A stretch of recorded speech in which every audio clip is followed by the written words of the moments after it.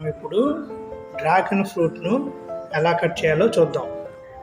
చాకు dragon fruit తీసుకొని first మొదటి వైపు కట్ చేయండి, అటువైపు పక్కకు తీసేసి తర్వాత ఇంకోవైపు నీట్గా కట్ చేసుకోండి.